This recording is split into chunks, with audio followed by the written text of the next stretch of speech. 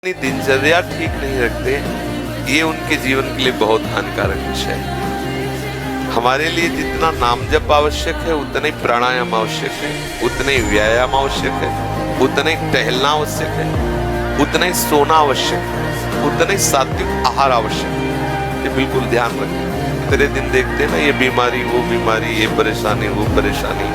तो सबसे पहली बात है, हम जब कहते हैं तो कोई समझ नहीं रहा, ब्रह्मचर्य की रक्षा की है। ब्रह्मचर्य बहुत बड़ा अमृत तत्व है।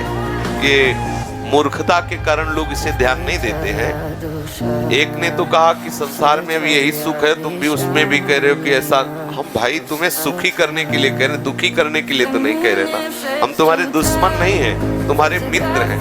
तुम्हारा मन तुम्हें गलत रास्ता दे सकता है, लेकिन हम तुम्हें गलत रास्ता नहीं दे रहे। तुम सदगृहस्थ हो तो संयम से चलो। सदगृहस्थी में भी एक आप सोचो, आप रात दिन पशुता का व्यवहार करके मलिन मन के द्वारा शांति प्राप्त करना चाहते हो, आनंद की अनुभूति करना चाहते हो, कैसे हो सकता है? आप जब बीमार हो, आज नहीं आज तुम्हारी यौवन अवस्था तुम्हें समझ में नहीं आ रहा, लेकिन ये तुम्हारी आदत तुमको कल कहां पहुंचा देगी तुम्हें पता नहीं। जब पहुंच जाओगे तब कोई रास्ता नहीं। कितने ऐसे बच्चे हैं जो इस बात में दुखी है कि मैं क्या करूं, आत्महत्या कर लूं, ऐसे आते हैं। कितने प्रश्न ऐसे आते हैं कि क्या मैं आत्महत्या कर लूं?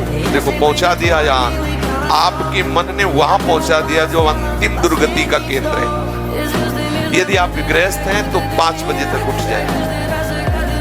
इतनी छूट, मान लो आप रात्रि में 11, साढ़े 11 बजे या 12 बजे सोते तो 5 घंटे। अगर आप दिन में नहीं सोते तो 6 बजे तक उठे। सूर्य उदय हो रहा हो, आप सो रहे हैं, चाहे गृहस्थ हो चाहे विरक्त हो, आप बिल्कुल नष्ट हो जाएंगे। आपकी आयु नष्ट होगी, आपकी बुद्धि भ्रष्ट होगी, आप ब्रह्मचर्य रह नहीं सकते।